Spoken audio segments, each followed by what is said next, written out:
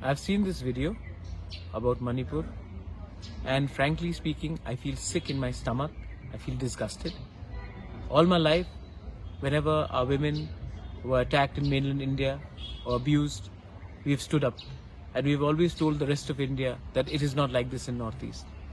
But today I feel for the first time in my life ashamed that this has happened in our backyard.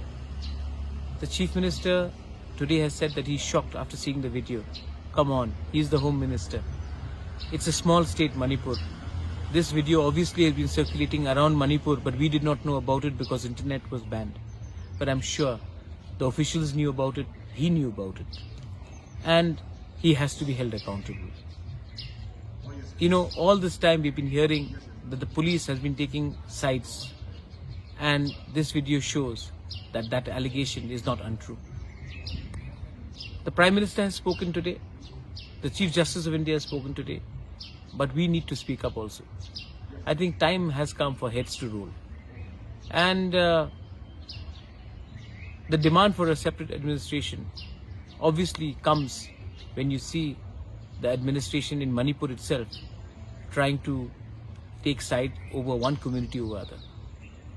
I am sorry that we did not speak out earlier. We should have spoken out a lot earlier, but the internet was banned. We had no idea. We were told something else. But we, as Tipra Motha, the Tiprasa indigenous tribals, are with you, my sisters. We are with all of you all, and we'll stand with you.